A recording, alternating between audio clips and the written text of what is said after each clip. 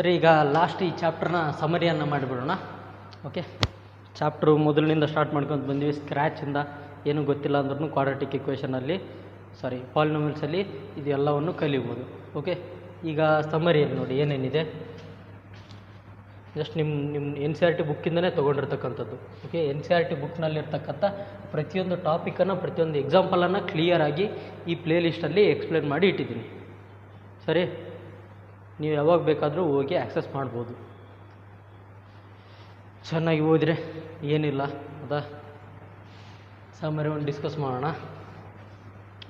This chapter covers the key concepts related to the polynomials degrees 1, 2 and 3.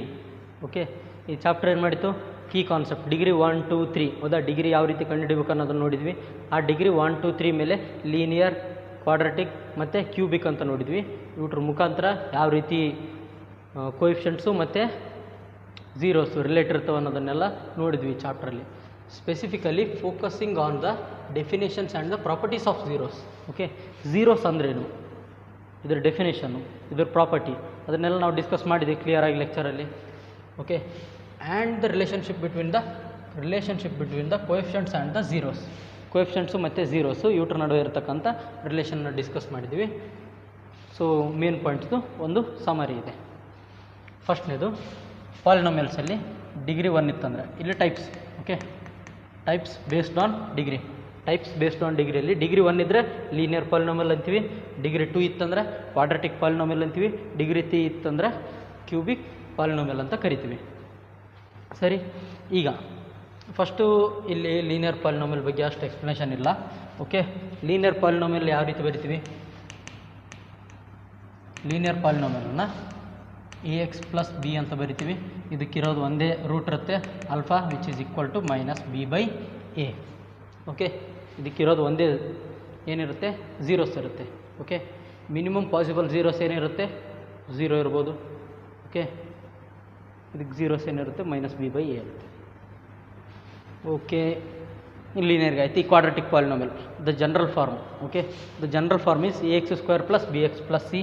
ಹೌದಾ, ಇದು general form ಒಂದು ಕ್ವಾಡ್ರಾಟಿಕ್ದು. Next, where A, B and C are the real numbers. Okay, A, B, C ಏನಿರುತ್ತೆ? Real numbers.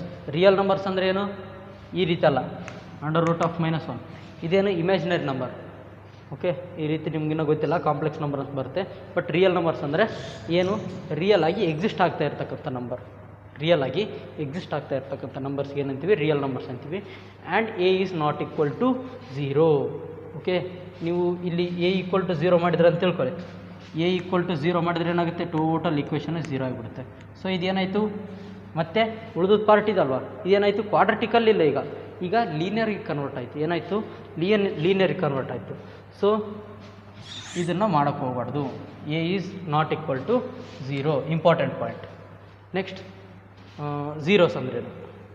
The X coordinates where the graph intersects the X axis. Okay, graph intersects the X axis. ಎಲ್ಲಿ X ಆ್ಯಕ್ಸಿಸನ್ನು intersect ಮಾಡುತ್ತೋ ಅದಕ್ಕೆ ಏನಂತ ಕರಿತೀವಿ? ನಾವು zeros ಅಂತ ಕರಿತೀವಿ. ಈ ಎಕ್ಸಾಂಪಲ್ ಇದೊಂದು ಗ್ರಾಫ್ ಇದೆ. ಓಕೆ, ಈ ಗ್ರಾಫ್ ಈ ರೀತಿ ಇತ್ತು. ಈ ರೀತಿ ಇದ್ದಾಗ ಏನಾಯಿತು? ಇಲ್ಲಿ 1, 2, 3, 4 ಜಾಗದಲ್ಲಿ ಏನು ಮಾಡಿತ್ತು? ಇದು ಇಂಟರ್ಸೆಕ್ಟ್ ಮಾಡಿತ್ತು. 4 ಜಾಗದಲ್ಲಿ ಎಕ್ಸ್ ಆ್ಯಕ್ಸಿಸನ್ನು ಇಂಟರ್ಸೆಕ್ಟ್ ಮಾಡಿತ್ತು. So zeros for this equation is 4. Okay, zeros for this graph ಅಥವಾ ಇಕ್ವೇಷನ್ಗೆ ಏನಾಯಿತು? 4 ಆಯಿತು. ಸರಿ, ನೆಕ್ಸ್ಟ್ ಪೇಜ್ನಲ್ಲಿ ನೋಡಿ, ಇಲ್ಲೇನಿದೆ? Zeros of polynomials. Zeros of polynomials ಅಂದ್ರೇನು? A quadratic polynomial can have at most 2 zeros. Okay, ಹೇಳಿದೆ ನಾನು, ಇದು ನಿಮ್ಮ ಜೊತೆ ಡಿಸ್ಕಸ್ ಮಾಡಿದೆ. At most 2 zeros, at least 0 zeros. Okay, ಈ ಎಕ್ಸಾಂಪಲ್ಲು ಇದು ಒಂದು ಪ್ಯಾರಾಬೋಲಾ. ಹೌದಾ, ಇದೊಂದು ಪ್ಯಾರಾಬೋಲಾ ಈ ರೀತಿ ಹೋಗಿತ್ತು. ಎಕ್ಸ್ ಆ್ಯಕ್ಸಿಸ್ಗೆ ಎಲ್ಲಿ ಟಚ್ ಆಗ್ತಿಲ್ಲ ನೋಡಿ, ಎಕ್ಸ್ ಆ್ಯಕ್ಸಿಸ್ಗೆ ಎಲ್ಲಿ ಟಚ್ ಆಗ್ತಿಲ್ಲ. So zeros will be equal to 0. ಈ ಪಾಯಿಂಟನ್ನು ನಾನು ಸ್ಟಾರ್ಟಿಂಗಲ್ಲಿ ಹೇಳ್ಬೇಕಾದ್ರೆ ಸ್ವಲ್ಪ ತಪ್ಪು ಹೇಳಿದೆ, ಬಟ್ ಆಮೇಲೆ ಬರ್ತಾ ಲೆಕ್ಚರಲ್ಲಿ ಏನು ಮಾಡಿ ಅಪ್ಡೇಟ್ ಮಾಡಿದ್ದೀನಿ, ನೋಡ್ಕೊಳ್ಳಿ ಒಂದು ಸಲ. ಸರಿ,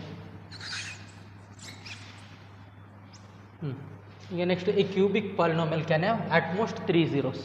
ಕ್ಯೂಬಿಕ್ ಪಾಲಿನೋಮಿಯಲ್ಗೆ ಅಟ್ ಮೋಸ್ಟ್ 3 ಇರುತ್ತೆ, ಅಟ್ ಲೀಸ್ಟ್ 0 ಇರುತ್ತೆ. Okay, linear at most 1 zeros. ಇರುತ್ತೆ ಲೀನಿಯರ್ಗೆ. Next, the relations involving zeros. ಇವು ಕೆಲವೊಂದು ರಿಲೇಷನು ಇವ್ರನ್ನ ನಾವು ಫುಲ್ಲು ಡೀಪಾಗಿ ಡಿಸ್ಕಸ್ ಮಾಡಿದ್ದೀವಿ. Okay, sum of zeros alpha plus beta ಇದ್ದವು ಮೈನಸ್ ಬಿ ಬೈ ಎ ಇರುತ್ತೆ. ಇದು ಯಾವುದಕ್ಕೆ? ಕ್ವಾಡ್ರಾಟಿಕ್ಗೆ. Next product of zeros alpha beta equal to C by A ಇರುತ್ತೆ.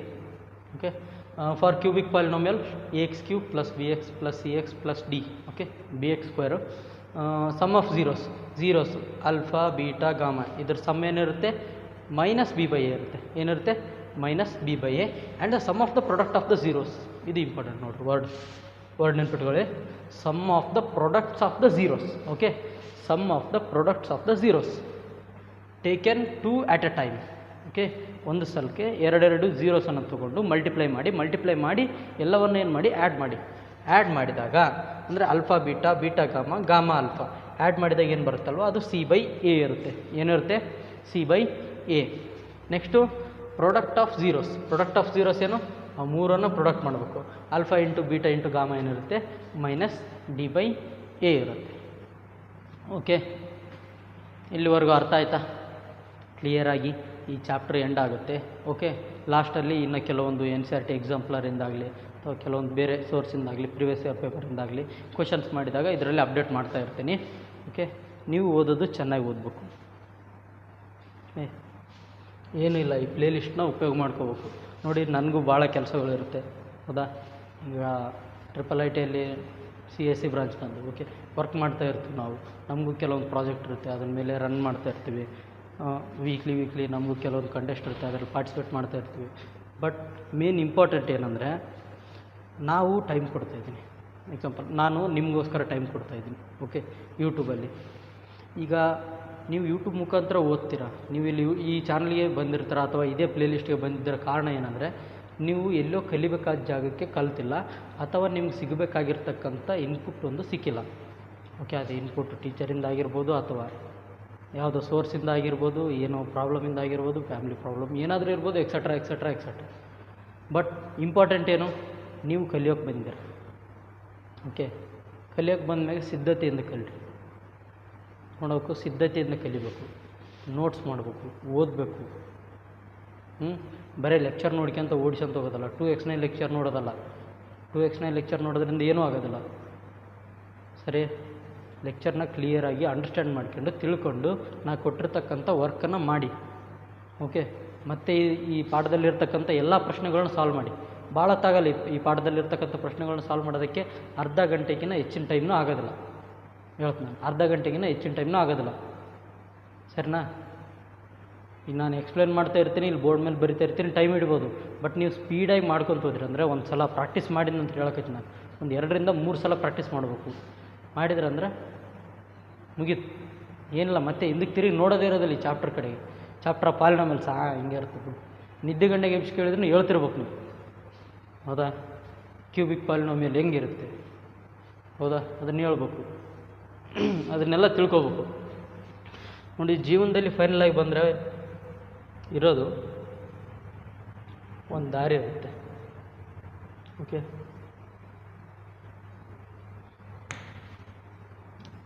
ಜೀವನದಲ್ಲಿ ಈ ಸೈಡ್ ಏನಿರುತ್ತೆ ನಿಮಗೆ ಬೇಕಾಗಿದ್ದು. ಜೀವನದಲ್ಲಿ ಈ ಸೈಡ್ ನಿಮ್ಗೆ ಬೇಕಾಗಿದ್ದಿರುತ್ತೆ, ಈ ಸೈಡು ನೀವಿರುತ್ತೀರ. ಓಕೆ, ಈ ಸೈಡಿಂದ ಈ ಸೈಡ್ಗೆ ಹೋಗೋಕ್ಕೆ ಇರೋದು ಒಂದೇ ದಾರಿ. ಏನು? Hard work. ಓಕೆ, ನೀವು ವರ್ಕ್ ಮಾಡಬೇಕು, ಹಾರ್ಡ್ ವರ್ಕ್ ಮಾಡಬೇಕು. ಹಾರ್ಡ್ ವರ್ಕ್ ಜೊತೆ ಟೈಮನ್ನು ಮೇಂಟೈನ್ ಮಾಡಿದರೆ ಏನಾಗುತ್ತೆ? ಸ್ಮಾರ್ಟ್ ವರ್ಕ್ ಆಗುತ್ತೆ. ಓಕೆ, ಹಾರ್ಡ್ ವರ್ಕ್ ಮಾಡಿ ನೀವು 20ನೇ ಏಜಿಗೆ ಸಕ್ಸಸ್ ಆಗೋದೇ ಬೇರೆ ಇರುತ್ತೆ, 34ನೇ ಏಜಿಗೆ ಸಕ್ಸಸ್ ಆಗೋದು ಬೇರೆ ಇರುತ್ತೆ. ಅರ್ಥ ಆಗ್ತಿದ್ದೀನಾ? 20ನೇ ವಯಸ್ಸಿಗೆ ಯಾವನು ಸಕ್ಸಸ್ ಆಗ್ತಾನೆ ಅವನಿಗೆ ಸ್ಮಾರ್ಟ್ ವರ್ಕ್ ಮಾಡಿದ್ದಾನೆ ಅಂತ. ಅದೇ 34-38 ಏಜಿಗೆ ಸಕ್ಸಸ್ ಆದರೆ ಹಾರ್ಡ್ ವರ್ಕ್ ಮಾಡಿನಪ್ಪ, ಕಷ್ಟಪಟ್ಟ ನಮ್ಮ ಮನುಷ್ಯ ಅಂತ. ಅದೇ 20ಕ್ಕೆ ಸಕ್ಸಸ್ ಆದರೆ ಭಾರಿ ಹುಷಾರಾದ ಮನುಷ್ಯ, ಅವ್ನು ಏನಿಲ್ಲ ಬಿಡಲೆ, ಅವ್ನ ಲೆವೆಲ್ಲೇ ಬೇರೆ ಅಂತ. ಹೌದಾ? ಇಲ್ಲ, ನೀವು ಇಲ್ಲಿದ್ದೀರ, ನಿಮ್ಮ ಮೈಂಡ್ನಲ್ಲಿ ಏನಿರಬೇಕು? ನಾವು ಈ ಕಡೆಯಿಂದ ಈ ಕಡೆ ಓದ್ತೀನಂತಿರ್ಬೇಕು. ಹೌದಾ? ಈ ಕಡೆಯಿಂದ ಈ ಕಡೆ ಹೋಗೋಕ್ಕೆ ನನಗೆ ಯಾರು ಹೆಲ್ಪ್ ಮಾಡ್ತಾರಂತಿರಬಾರ್ದು. ಈ ಕಡೆಯಿಂದ ಈ ಕಡೆ ಹೋಗೋಕ್ಕೆ ನನಗೆ ಯಾವನು ಹೆಲ್ಪ್ ಮಾಡ್ತಾನಂತಿರಬಾರ್ದು. ನನಗೆ ಯಾವನು ತಡಿತಾನ ನೋಡ್ಕೊಳ್ತೀನಿ ಅನ್ನೋ ಶಕ್ತಿ ಇರಬೇಕು, ಅಂಥ ಆಲೋಚನೆ ಇರಬೇಕು. ಅದಕ್ಕಾಗಿ ನೀವು ಹಾರ್ಡ್ ವರ್ಕ್ ಮಾಡಬೇಕು. ನೀವು 7, 8, 9, 10 ಸಾರಿ 7, 8, 9 ತಾನೇ ಏನು ಓದಿದ್ರು ಏನು ಬಿಟ್ಟು ಹಾಕಿರೋ ಗೊತ್ತಿಲ್ಲ. ಈ ಸಲ ಬೋರ್ಡ್ ಎಕ್ಸಾಮ್ ಇದೆ, ಸೀರಿಯಸ್ ಆಗಿ ಓದ್ಕೊಳ್ಳಿ. ಓಕೆ, 10th ಫೇಲ್ ಆದರೆ ಏನಾಗುತ್ತೆ, ಒಂದು ವ್ಯಾಲ್ಯೂ ಅನ್ನೋದು ಇರೋದಿಲ್ಲ. ನಿಮ್ಮ ಅಪ್ಪ ಅಮ್ಮ ಫೇಲ್ ಆಗ್ಬೇಕಂತ ಅಂದ್ಕೊಳ್ತಾರೆ. ಒಂದು ಸಲ ಹೋಗಿ ಕೇಳ್ರಿ, ಚಲೋ ಹೋಗಿ ಮಾತಾಡ್ರಿ, ಅಪ್ಪಗಿಲ್ಲ ಅಮ್ಮಗೆ ಯಾರಿಗಾದ್ರು ಕೇಳ್ರಿ, ಅಮ್ಮ ನಾ ಫೇಲ್ ಆಗಲಿ ಅನ್ನೋದು ಕೇಳ್ರಿ, ಮನೆಗೆ ಆಗಂತಾರ ಅನ್ನೋದಿಲ್ಲ. ಯಾಕೆ ಅವ್ರಿಗೆ ಗೊತ್ತು, ಬೆಲೆ ಗೊತ್ತು ಏನು ಈ 10th ಏನು ಅಂತ, ಪಾಸ್ ಆದರೆ ಏನಂತ.